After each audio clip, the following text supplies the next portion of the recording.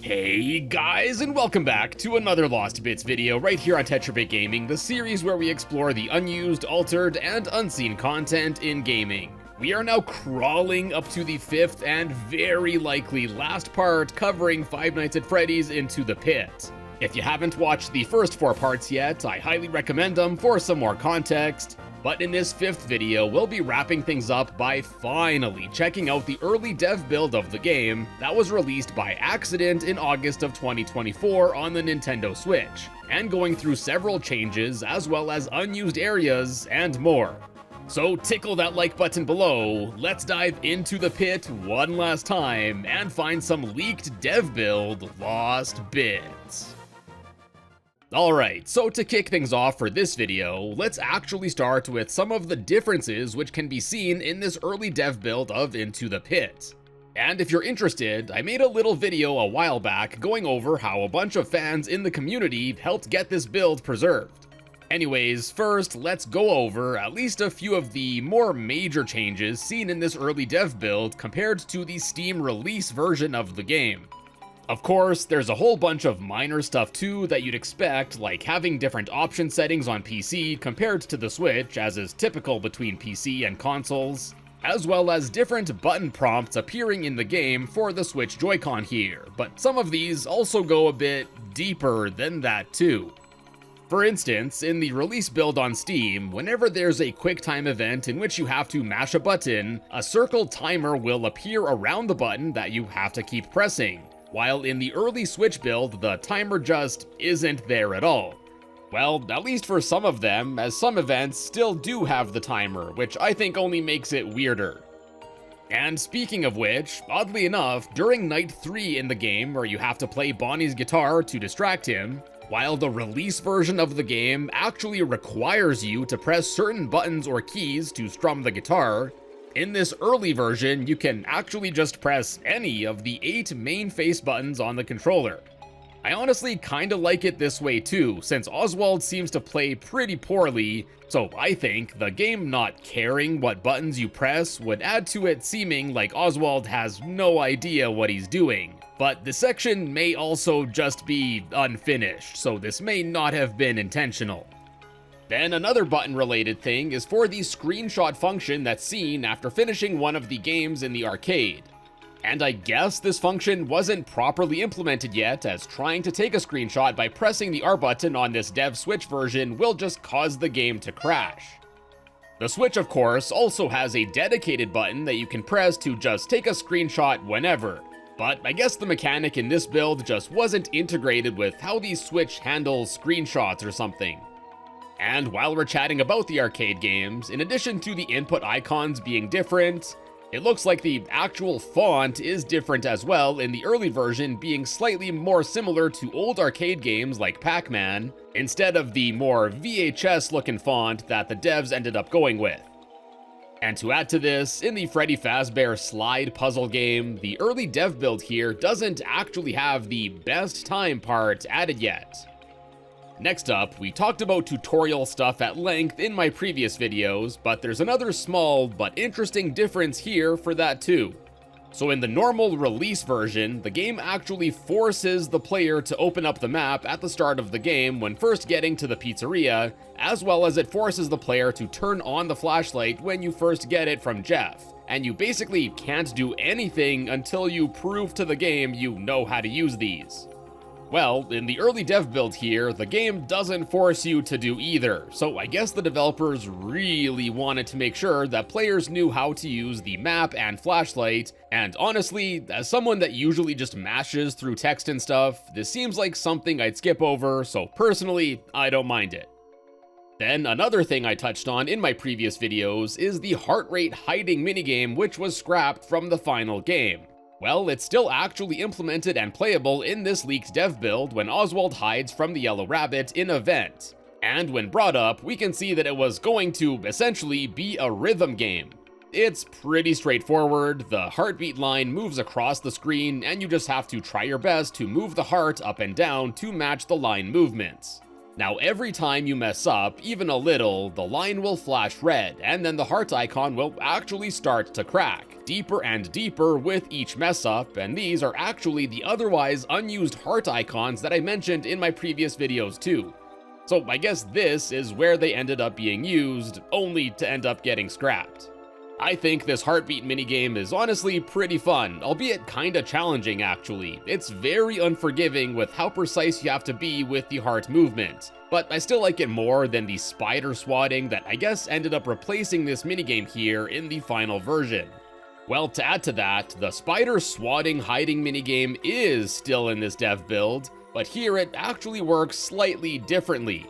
In the release version, you just have to press the key or button once, but in this early dev build, you actually have to hold the button for a little bit, and honestly, I find this adds to the tension a little bit more than just pressing a key once. Now those are most of the gameplay differences, but we also have a few changes in the menus as well.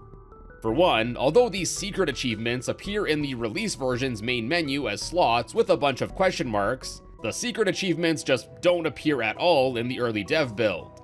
And in a similar vein, I guess the secret achievements just weren't fully implemented yet, as although you can still unlock them in the game, after you do, if you check the achievement list in the pause menu, for all of these secret achievements, both the name and description will just appear as ERR04, which almost seems like it could be on brand for the achievements, but yeah, this just looks to be an error of some sort. Then after this, probably one of the screens that you see most frequently in this game is the loading screen between areas in a building. And oddly enough, this is different in this version as well. Well, completely different actually, as in the Steam version, there's a whole lot of nothing when loading between rooms. While in the early dev build, we have these ball pit balls that bounce and roll on the bottom right of the screen. Now, I'm not sure if this just isn't seen on the Steam version since it loads so much faster than the Switch, and of course I'd rather have shorter load times, but this animation is still pretty slick. Now next, another pretty big difference can be seen, or rather heard, with the result of dialing a secret number in the phone in the game.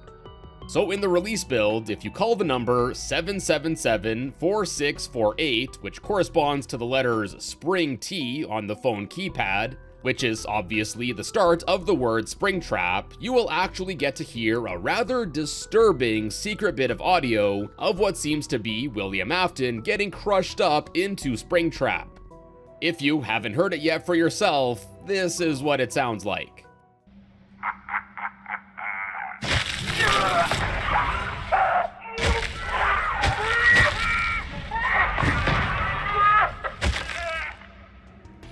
Well, in this dev build, if you call this exact same number, a completely different bit of audio will play, with much less screaming.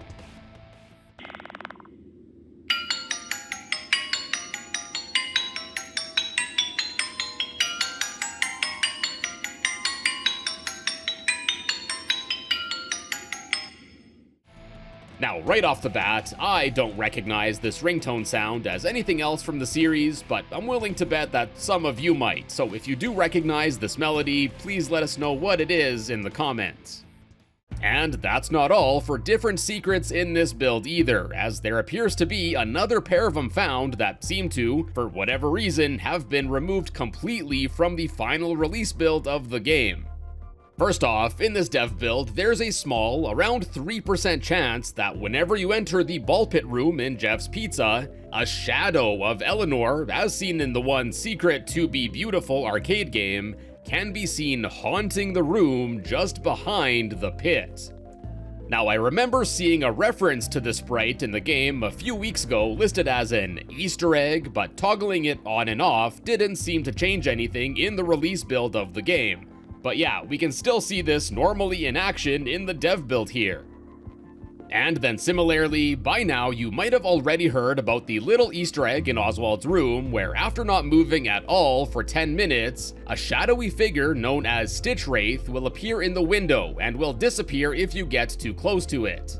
Well, it turns out that there was actually another section where Stitch Wraith was once planned to have appeared, which was scrapped. Much like the Eleanor Easter egg or other random chance ones like Balloon Boy or Cam1280 appearing in the security office, there would seemingly have been a random chance that Stitch Wraith would actually creepily appear on the side of the school. Now, unfortunately, unlike the Shadow Eleanor Easter egg, functionality for this one is disabled, even in the dev build. But with this leftover sprite, it can actually still be modded back in, even in the Steam version. And just from a perspective basis, the size of just Stitch Wraith's head sprite here would mean that it would be like taller than a whole floor of the building here, so that could also explain why this Easter egg was removed. And even like this, the full sprite of Stitch Wraith isn't seen, and if you were curious, here is what it looks like in full. And interestingly, to add to all of this, although unused, there is also leftover functionality for this Stitch Wraith Easter egg as well. As when modded back in, by standing near the bottom right of this area, you can interact with it, and by doing so, you'll actually load right into the also scrapped Guard Duty arcade game, which I covered in my previous video. So yeah, I guess this Stitch Wraith secret Easter egg here was going to be how this arcade game was planned to have been accessed. Also, I just went and double checked, and oddly enough, although it seems like the actual asset files for both the unused Shadow Eleanor and this second Stitch Wraith sprite are still left over in the final cut of the game, the sprites themselves seem to just have been erased, which is pretty weird. In any case, although it's unclear why exactly these secret appearances were cut from the game, there's no denying that they would have been pretty creepy to come across. And now lastly, probably the biggest difference of them all is that you can't actually even beat the game in this dev build. Yeah, for some reason, in Night 4, in the security office section, after you inspect the cameras and back out of them, Oswald will start to sink through the floor and slip into the void, effectively soft-locking the game. And well, since you need to use the cameras here to try and distract the yellow rabbit in this section, yeah, you can't actually progress past this point in the game. So honestly, knowing this, I'm not surprised that this build got pulled from the Nintendo eShop shortly after it was released early by mistake. And now, switching gears, as I teased in my previous video, although the game itself is unbeatable, there's actually a whole pit full of unused early maps left over in the files, with some of them being pretty dang cool and featuring various graphics that didn't go on to be used in the final game. So first, let's start with Oswald's home, and here there are actually several early areas that go unused. And interestingly, these are scrapped rooms for the home that could still be seen in the debug menu that's left over in the final game, even though their files were actually removed. These unused areas include a bathroom, garage, as well as a backyard area that I guess the player was once planned to visit. Anyways, first up we have the backyard area, and as you can see, this appears to actually be a very early leftover, as although flipped horizontally, this actually seems to be the very early basement background graphic that I mentioned in one of my first videos. Aside from the early furnace, chest, and open window here, there's not really much else for us to see. But if we open this door, it will actually take us to the next scrapped area, the garage. Which, yeah, as you can see, looks almost identical to the previous room, just with different lighting, as well as an added door on the back wall. Now obviously this doesn't look like a garage, and the previous room doesn't look like a backyard, so it seems like these aren't the original intended backgrounds for these areas. And then in a similar fashion, the last unused area, the bathroom, also doesn't appear to have any sort of bathroom background, but rather the early version of Oswald's bedroom that I've also brought up in past videos. And although again, this doesn't show a new area which we couldn't see in the final game, it's still really cool to actually be able to play in this early version here. And there's actually some more functionality in this room, as we can flip on and off the light here, as well as the lava lamp. And then last up for Oswald's home, it's not an unused area per se, but left over in this dev build is actually a scrapped minigame that would have taken place here, once again in the basement. As soon as we load into this game, we're given the instructions to navigate the darkness with, I guess, our flashlight, and then press the A button on an object of interest, with some being dangerous. And by dangerous, it just means you'll get a quick little jump scare from the yellow rabbit if you find his icon around the basement.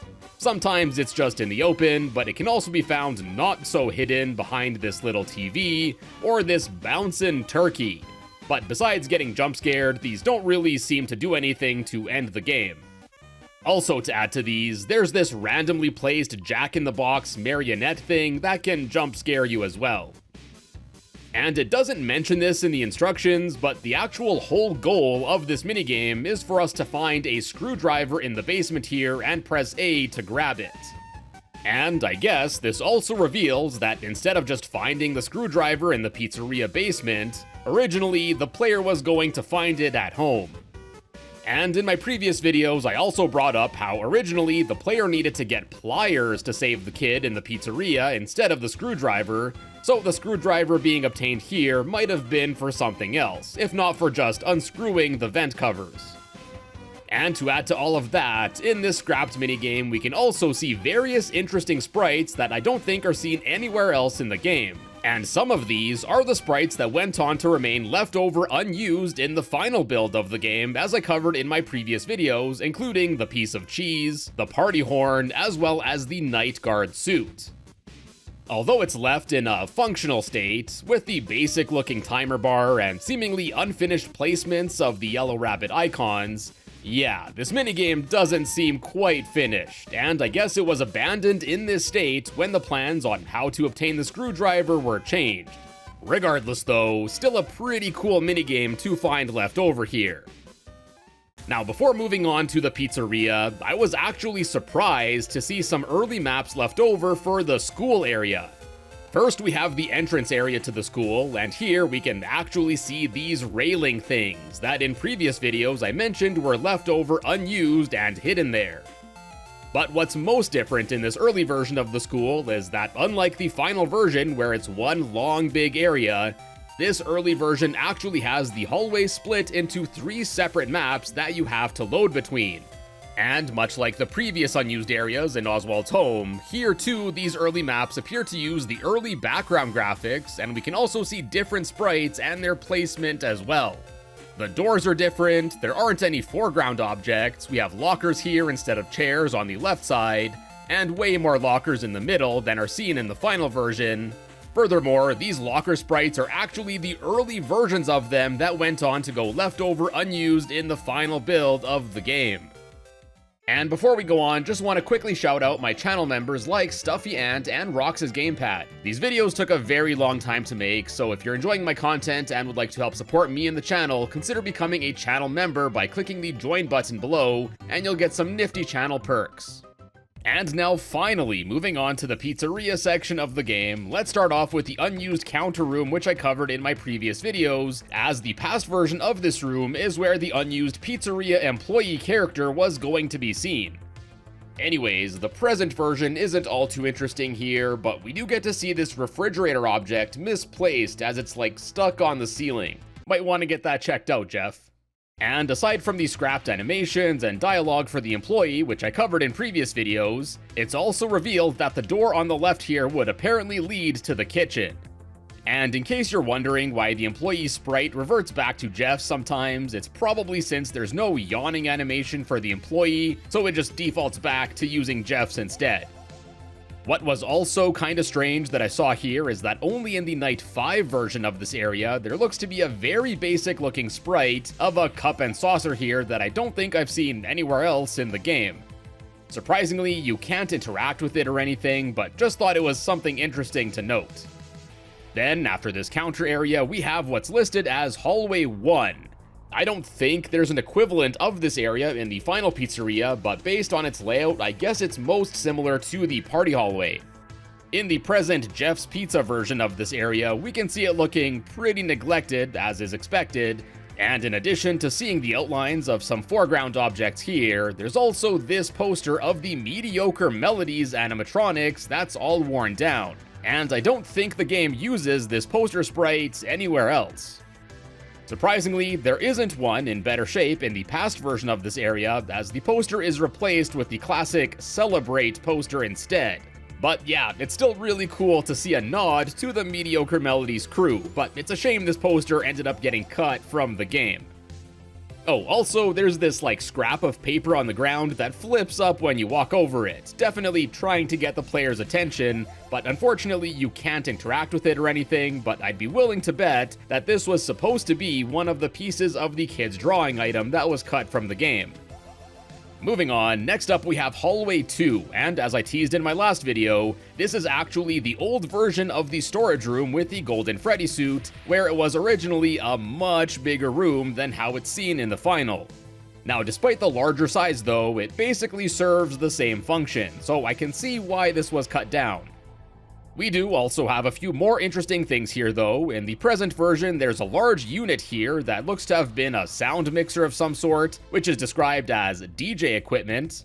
And then there's also this alternate version of the Fredbear's Family Diner poster seen in the storage room, with this one seemingly featuring Spring Bonnie instead of Fredbear, and I believe this ended up getting scrapped from the game as well. Then in the past version of this room, we can see the early TV sprites, the unused poster here, and most interestingly, by actually entering the Golden Freddy suit here, it will trigger an old cutscene of the start of the game where you play hide and seek in the pizzeria. And soon after, we can actually see an old tutorial graphic pop up on screen. Yep, just like I covered in my previous videos, before being changed to a much less obtrusive pop-up on screen, originally these tutorial graphics would have apparently popped up. And here, we can see the icons of Bonnie being alerted as well as these footsteps, which both went on to go unused in the final release. Whichever method of tutorials popping up you prefer, it's still really cool to see this left over in action here. And then, once the power goes out here, we get to try an early version of the breathing minigame in the suit. And as you can see, the visuals aren't exactly finished.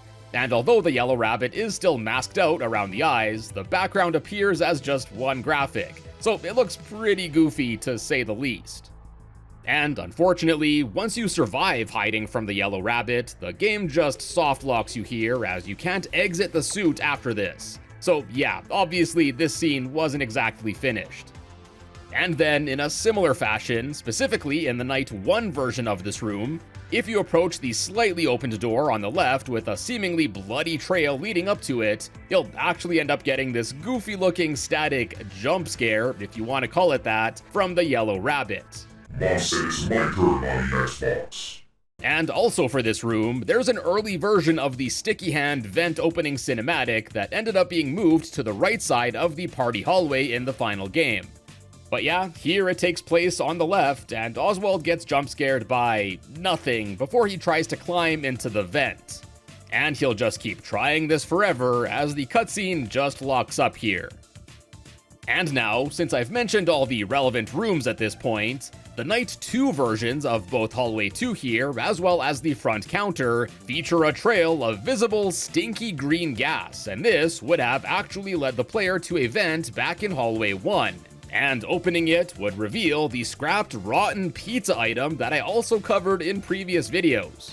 And you can actually still pick it up in this build too, and it will also still get added to your inventory.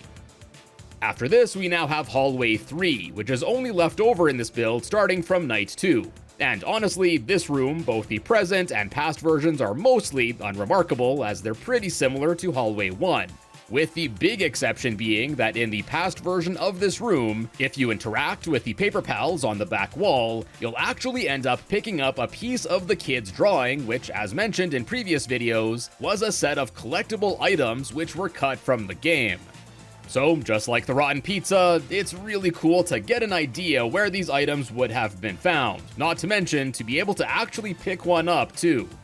Then also for Hallway 3 here, the Night 3 version of this room will actually cause a short cutscene to play, where Oswald mentions that something, I guess maybe the vest on the floor that's added here on this night, is his dad's. And then, after approaching the door, a creepy shadow can be seen walking behind the door's window. And I don't recall seeing this animation normally used in the game, and I guess this figure is supposed to be Freddy, as Oswald will then talk about needing to find Freddy's weakness.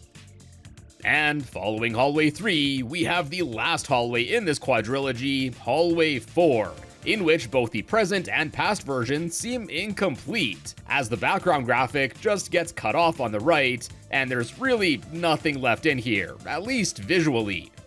What is pretty creepy about this area is that every few seconds a pretty unsettling bit of audio will play, and it sounds like a reversed scream or something.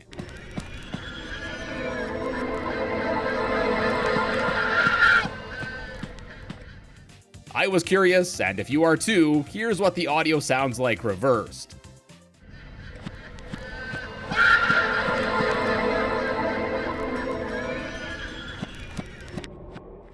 Yeah, pretty weird to say the least. Next up, we have old versions of the office room, and if you've been watching the series since part 1, you probably won't be surprised to hear that the background from the old FNAF 3 inspired security office is used here in the present version of this room, or rather, an updated version of it, suggesting that the plans to keep the FNAF 3 inspiration went beyond the Super Nintendo style plans for the game. And even with basically nothing in here, it just looks and feels so unsettling. The past version of this room is also empty, but it uses the slightly more updated background style, and as you can see, it's much harder to actually see anything here. Then next up, one of my favorite unused rooms here are the back door rooms, which are very likely early versions of Afton's secret room. Minus the change of background graphics, the layout of the objects is basically the same between the two versions here. And yeah, as you can see, with this annoying smoke or whatever it is, it's much more difficult to see anything in the present version of this area.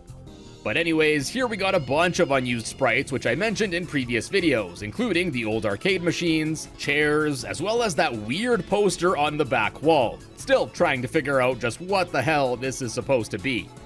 Although I think the killer room in the final version of the game looks quite a bit better, I still think it's really cool to see this original version of it left over in this dev build like this. Then after those, another thing I mentioned in some previous videos is that there were several unused images which appear to have been from a scrapped security camera section of the game, where the area that was being recorded seemed very much inspired by the first Five Nights at Freddy's game. Well, it turns out that there's actually a whole unused section left over for this security camera bit, and here we can actually see all of these images in action.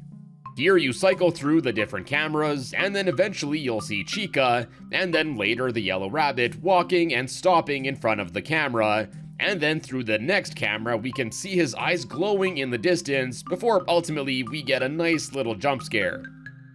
Now the footage you've been seeing so far is actually from the release build of the game, but this section is also left over in this dev build too, where, as you can see, there's a noticeable amount of orange here. Now I don't think this is intentional, and it's more likely that something got messed up with the color palette, but either way, this black and orange palette is honestly kind of a vibe. Oh, and one other difference in the dev build version of this section is that once you do get jump scared here, instead of fading to black, the game will just soft lock at the end of the animation, so you just get to stare at the yellow rabbit's pearly whites until you reset the game. I probably said the same thing last time, but I think the security camera functionality we ended up getting in the final game was fairly forgettable and not really useful. So I think whatever the plans were here with this would have been awesome to see. Now that's pretty much all of the early maps that I came across, but there might be a few that I missed considering there's like 700 different map files left in this dev build. Now one more map I wanted to touch on though, since it got brought up a few times in the comments on my last video, is the Night 99 map that could still be seen in the debug menu. Well, it appears that this sounds a lot more interesting than it is, as Night 99 looks to actually just be the version of the arcade room that you enter from the extras option on the main menu. So yeah, sorry to burst anyone's bubble that thought this was something more interesting than that. And now, last up for this video, in addition to all of those unused early maps, there's actually also an early version of the skee-ball arcade game left over too. Yeah, as you can see, it looks completely different than how it's seen in the final game, and in fact, it appears to be using what looks to be an updated version of the old Super Nintendo style background sprite for it, which I covered back in the first video of this miniseries. Although the game is playable here, it's actually incredibly difficult to get the ball into any of the higher point holes. And unfortunately, once you lose this game, the game will actually softlock on this game over screen. Then other changes here include the ball straight up just being a red circle, the power meter only has 3 stages, and then the meter for the angle of the throw uses a unique sprite that ended up getting scrapped. And although it seems like points are tracked, the actual score counter doesn't work at all. And lastly, oddly, the number of balls left is referred to as lives instead, which is honestly a weird choice of words to use here, I think. Now, it certainly may not look as pretty, but hey, much like all of the other early rooms left over in this build, I think it's awesome to not only see this left in the game, but the fact that we can still play it too is super cool. Honestly, it still blows me away how lucky we got with this dev build leaking out to the public the way that it did. And my friends, we'll wrap it up there for part 5 here, as well as this Five Nights at Freddy's Into the Pit mini-series as well. Although I quite enjoyed this game and the absolute pit full of unused content that I got to cover, after 37 pages, nearly 25,000 words, and dozens of hours of playing this game for almost 2 months straight, I'm certainly excited to move on to some other stuff. Anyways, shoutouts to you if you made it all the way to the end of this video, and if you've watched all 5 parts. I hope you enjoyed this adventure through the unused content of Into the Pit. If you did, check out some of my other Lost Bits videos, and be sure to subscribe and ring the notification bell to find your way back to the channel in the future. And as always, thank you all so much for hopping by today, and I will see you in a bit.